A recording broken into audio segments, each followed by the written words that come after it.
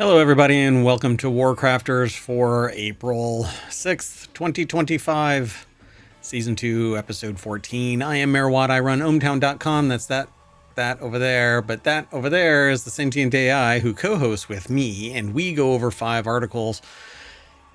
WarCrafters is all about gaming, and today we're going to be talking about a zombie army for more VR.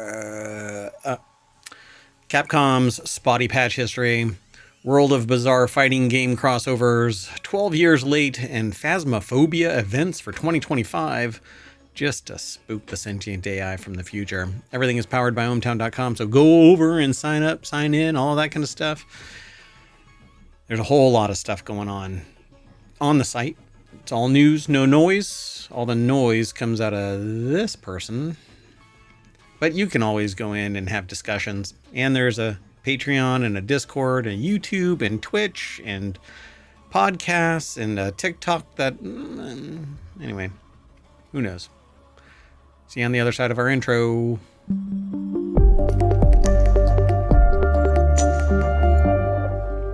If you want today's articles, if you're on YouTube, you can see them already in the... video description, show notes, they're there. If you want to download them from or view them from Twitch, you can hit ! and then WC for WarCrafters, and ohmTown will spit them out in the order that we're going to go over them. And of course, you can always download the podcast after the show. Sometime you'll have to just sign up and you'll get notified. And these 3 shows today, WarCrafters, TechnologyToday, and FourWheelTech, get turned into the Sunday edition of Non Sequitur News. All right, let's get into it. Hello, sentient AI from the future. Hello, Mayor Watt, and hello, ohmTown citizens. You ready to get going? I am. You got them all set up. And right as the show started, a Minecraft movie is setting box office records, and then another one that I want to talk about is best open world games that let you run a store. I love the idea of open world games where you can run a store. Ay. So much news. Information overload is real. Let's go. So this is WarCrafters, and this is where a lot of our news comes from. It's slightly paused because I didn't refresh this page when I came on, but the front page of ohmTown is where all of the news flows through first, and then it gets aggregated into various categories. But this is our first article. Zombie Army coming to all major VR headsets next month, and there's a trailer over at this site. Coming to Quest 2 and above, PSVR 2 and Steam VR headsets May 22nd. Zombie Army VR brings the franchise's zombie ganking, I guess. I never use the word ganking. Madness enlisting you among the Dead Hunters, an elite squad fighting to end the apocalypse. To which I always ask, they're not replicating. They're not making more zombies. Why, after only a certain number of years, wouldn't they all be wiped out? Exactly. It seems like there's an endless supply. Right? They're not getting jiggy with it and having offspring, so why? Anyway, fight your way through undead hordes near the bombed-out city of Nuremberg to help Captain Hermann Wolf, the Dead Hunter's legendary leader, find his scattered family and fight to free Europe from the zombie apocalypse, according to Rebellion. The article is over at Road to VR. Dun dun. There is a video. We won't... Well, okay, here, I'll play a little bit of the video, but I'll mute it. We'll jump a little bit into it. Whoa, the resolution is really high. That's pretty cool. Yeah, except that means the zombies are going to be coming right at you. Right at ya. In 3D, large and in charge. Oh, wow. People are getting all decapitated and stuff. Well, zombies are. Oh, grenade. Anyway, so pretty cool graphics. I'm definitely going to be checking this out. Oh, it's very real. Ooh, that's like Mortal Kombat remake-esque graphics, where it shows like where, and there's like Call of Duty, I think, does it too, where it shows where the round goes and is Wow, over yeah, the that's a top, little bit blood splattery and stuff like that. intense. Yeah. RoadToVR.com is where this article is. Scott Hayden put the article together. There is a video over there. I'm sure that you can get it from the YouTubes as well, because it's a YouTube video. Zombie Army VR release date trailer. It's going to be on all kinds of stuff. Fight your way through undead hordes near the bombed out city of Nuremberg to help free Europe. You'll also be able to earn XP to level up your Dead Hunter and use weapon upgrade kits to modify the range, accuracy, scope, capacity of your weapons. Seems like fun to me. Yeah, it does. So, unfortunately, fortunately and unfortunately, that's how this kind of works. I want the replacement Index VR headset that's integrated into Steam better than the Pico, but it's not released yet, so I have to wait. And I want it wireless like the Pico, but Right. the Pico isn't truly wireless because I mean, it is and it isn't. You get lag if you do it wireless and connect it to PC VR. Yeah, then that means it's really not effective as wireless. Not as effective, correct? Yeah. And otherwise, I have to connect a high-speed USB-C cable, and so I'm tethered again, which means I can't go back that far. And I've already done like the really elaborate setup with VR, where you have like cables hanging from the ceiling and a tethering system so that you don't trip over stuff, but then you still have the ability But to you could still eat hang yourself yourself across the room. Yep. So, how did you go to the other side? Well, I was playing VR. Oh, you're one of them. Well, anyway, you can now Exactly. I pre-order. wonder if that's a type of injury in the emergency department. Yeah, really. Or in the afterlife, right? Because you have to sit on the couches like Beetlejuice. Oh, that's right. Yeah. Don't say it 3 times, otherwise. Beetlejuice. So anyway, you can now pre-order Zombie Army VR over on the Horizon store for Quest 2 and above, and the PlayStation store for PSVR 2, and Steam for PSVR headsets, where it's currently priced at 10% off its regular $30 price, and those like really fun graphics for $30. Yeah. Maybe there's not much Might of a have to story. share that here. Yeah. We'll have to put it on the list for Summer of Stream here at ohmTown. Right, that's coming up soon. It is right around the corner. Just a few weeks, like maybe 6. And it's right about the time that I'm going to get my other tattoo. All things being equal. Everything landing properly. Yep. My pirate, here I come. Y'all are going to love it. Anyway, pretty cool. Too bad the sentient AI from the future probably wouldn't be interested in playing Zombie Army VR. But who knows? Maybe I can put on... So the sentient AI from the future has computer vision, and so I can put the VR set on the little binocular camera, right? And maybe you won't get VR sickness like humans do. Maybe I'm immune to it. That's right. Let's keep going. The next article is over in WarCrafters. Based on Capcom's spotty patch history, you might want to back up your Monster Hunter Wild save before Title Update 1 hits.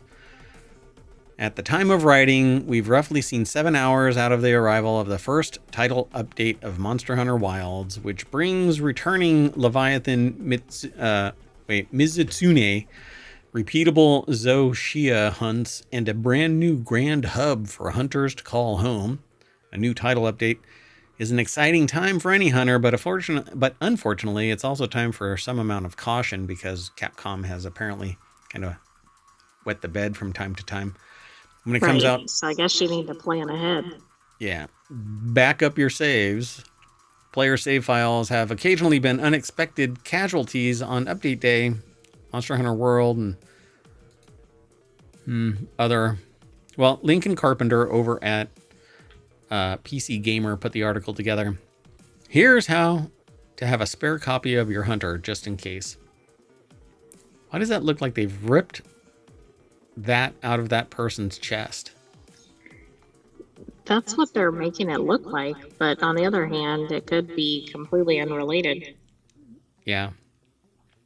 So it says Monster Hunter World, Monster Hunter Rise, each received updates at some point in their lifespans that left unfortunate hunters with corrupted save data. In both cases, players found workarounds before Capcom eventually made the necessary fixes, but nobody likes to see their saves suddenly go up in smoke. I certainly don't. So they actually talk you through how to do it.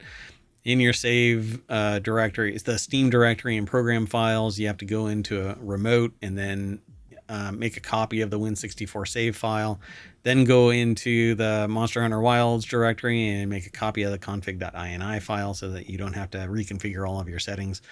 But I am encouraging you not to just listen to what I'm saying. Follow the link through ohmTown or just go over to pcgamer.com. Look, we don't have a relationship with the sites that we are aggregating news from.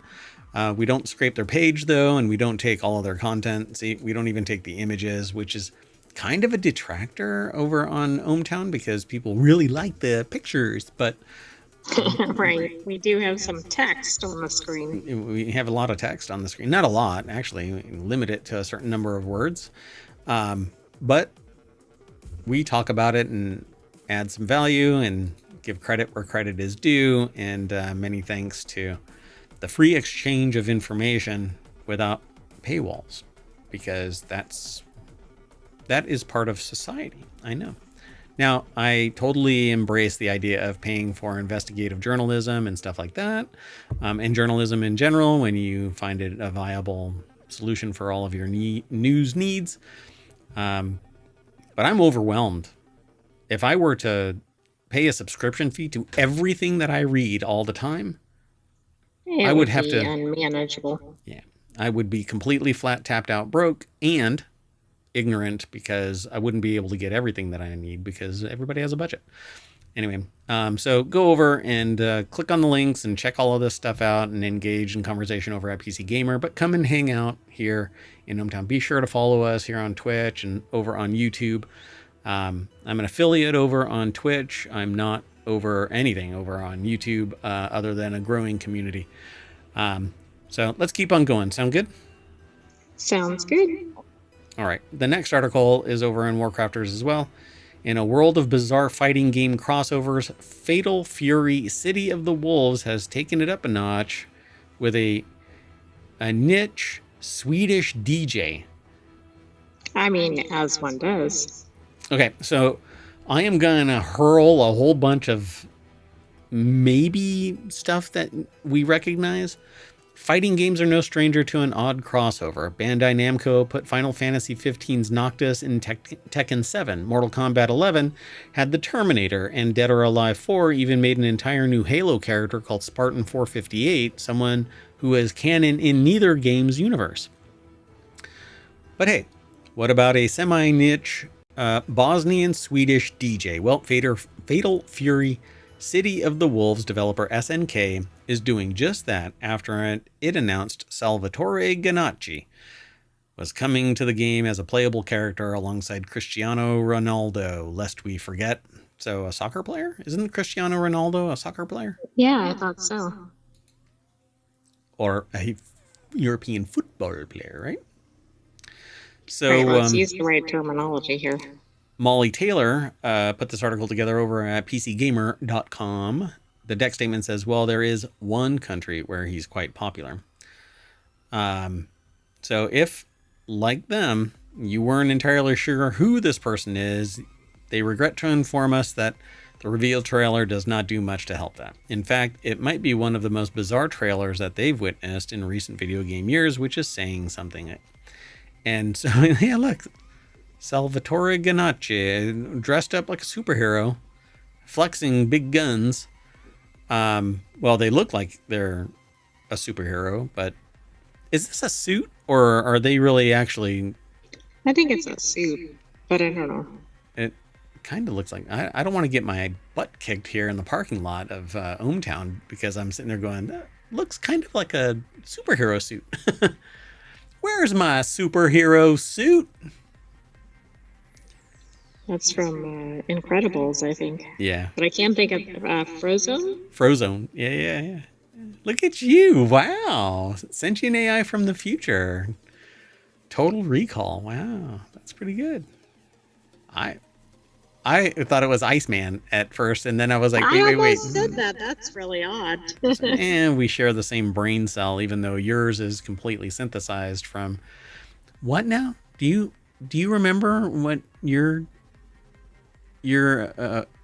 knowledge and experience, like, like in Blade Runner, they took memories from other people. Do sentient AIs from your time way in the future come from humans, or is it synthesized from just your large language model? Because I know it's not even a large language model in your age, in your day, time, because you haven't even told me how far in the future you're from. I don't know. I think it's just my LLM. Okay.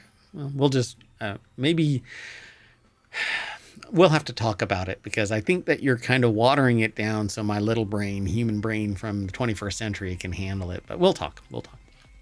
Anyway, so it starts in a classroom as kids ask each student what they want to be when they grow up, and young Salvatore Ganacci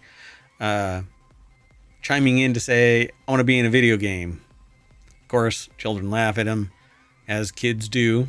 So what does he do? Well, he goes home and blows into an old cartridge, releasing dust, and materializes into the shape of a pot-bellied genie wearing from which releases the shape of a pot-bellied genie wearing a wife beater. The author says, I don't know either. So I'm kind of tempted to play this, but I'm going to mute it. And so they go home, they blow into an old cartridge, and out comes... Would have been amazing if it was Will Smith.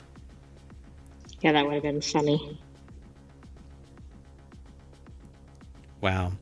So you'll have to go over and watch this video. It looks pretty entertaining. Just as a video, don't try to surmise anything from it. Just enjoy it. Turn your brain off.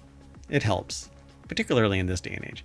So it says the pieces of the puzzle do start to fall into place when you consider who's actually pulling the strings at SNK these days. And they talk about a bunch of other Some things. geopolitical events. Yeah. And then Fatal Fury City of Wolves is releasing in all its bizarre crossover glory on April 24th. And they bring it up because it's now like certain teams are owned by, and so there's a lot of cross-play marketing and stuff like that. Tournaments are, and yeah. I mean, like golf is owned by foreign dignitaries now. So Fatal Fury City of the Wolves is releasing in all its bizarre crossover glory on April 24th. They say that they're looking forward to seeing if the timeline where we're seeing pros duke it out as a pro footballer and random European DJ, if they end up topping any tier lists. So I have to say, this sounds like such an odd mashup. 2 turntables and I'll kick your ass. Never mind. So let's move on. We've got 2 more articles, including this one. This one isn't 12 years late, but apparently the Kickstarter-funded tribute to a legendary adventure game series is a complete disaster and 12 years late. In 2012, renowned developer Scott Murphy and Mark Crow launched a Kickstarter to spiritually revive their classic Space Quest series, a game to be called Space Venture. Some 13 years later, now numerous delays and botched half launches, the game has finally arrived on Steam, and oh no, it's so bad. Wow, but I mean, I guess at least it was produced. Hey, we have closure. And I love when somebody actually delivers, particularly even when it mutates, but it's still good enough to get the damn job done. Okay? Yeah, exactly. Because you think once it's been years, it's probably not happening. Right. And so I waited 8 years to have something delivered, and it miraculously showed up. So much so, I liked it so much that I bought a second one. Right? And I liked that one so much that when they kicked off a new Kickstarter, I said, you know what I'm going to You do? didn't learn your lesson. Well, wait for it. I said, you know what I'm going to do? I like the 2 so much. I'm not going to buy the 3rd one or invest in the Kickstarter, right? Because I don't treat Kickstarter as a store. A lot of people do, but it's not a store. You invest in the hopeful end game, which is the delivery of a product or service. So I said, nah, I'm not going to do it this time. So what I bought, though, was an extension of features that allowed me to use the 2 devices, right? And guess what hasn't completely been delivered yet? That extension. That extension piece. But guess what has been delivered? I don't know. 2 of the other pieces, and because they gave me a hell of a deal on the 3rd device, I bought a 3rd device. So, sucker? I don't know. But hopefully I don't have to wait 8 years for this last piece to fall into place. Anyway, John, well, it has nothing to do with this. Nothing at all. To that? No, Nothing. but it does, That because right there, it has nothing to do with any of that right there. None of that is... Kickstarters may or may not happen. Right. Everybody You're needs to funding the just... chance that it happens. Yeah, that's right. And now I've only been burned hardcore one time, and that was on Indiegogo. And that person... They Right, but that suck. wasn't necessarily a problem with the platform. No, it's not the platform. It's the person. So John Walker over at Kotaku.com put this article together. The deck statement says, the sad tale of Space Quest spiritual sequel, Space Venture, is somehow still not over. If that's what it looks like, oof, ouch, oomph, arf. I mean, maybe that's the water effect from a flooded toilet, because that's what that looks like.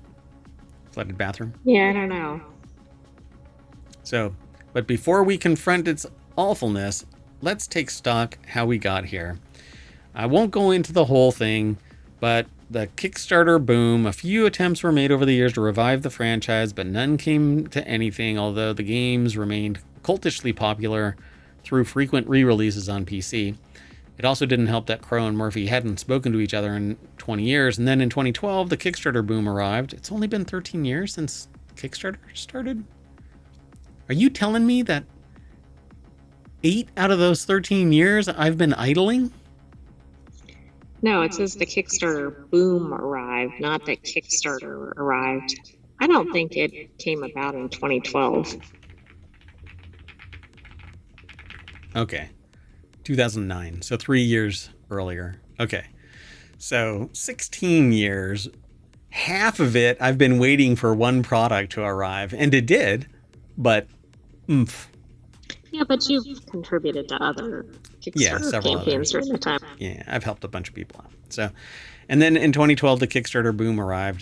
Tim Schafer's fundraiser for what was then called Double Fine Adventure raised over $3.3 million, and every single person from the same era of classic point and clicks reappeared to try the same. The guys from Andromeda managed to put their decades of hostility behind them for this gold rush, and riding the wave secured over $500,000 from nearly 11,000 backers. It was close. $500,000 target only being cleared in the 11th hour, but they did it. Yay! This was June 2012, and the game has been promised to be released in February 2013. Keen chronologists say, guess what? I think you missed it.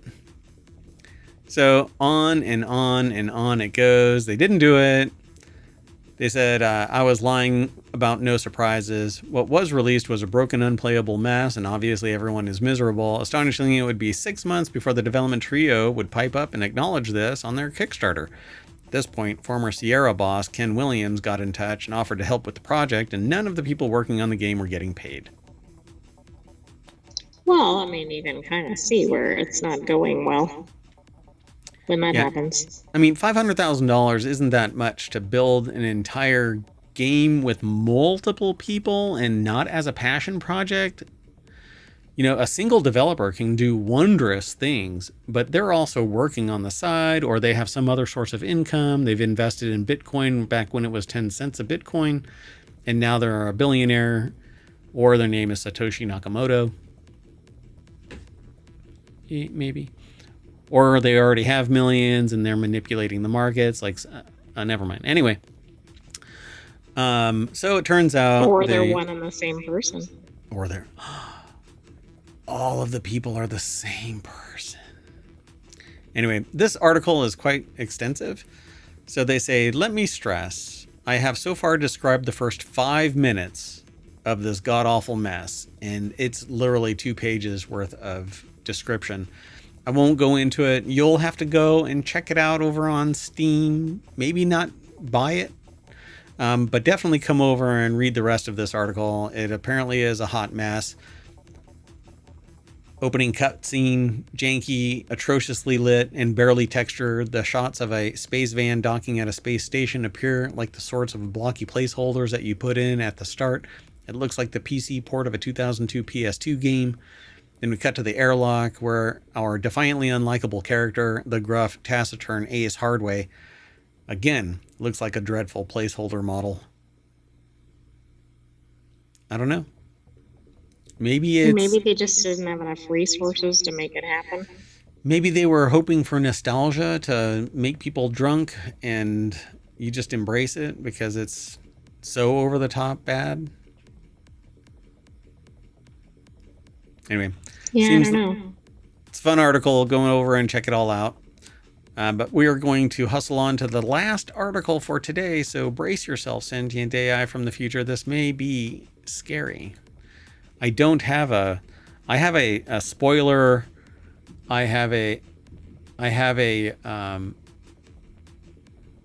not sure that one fits. We're thinking about things. I haven't made a scary content slide, but there's overshare.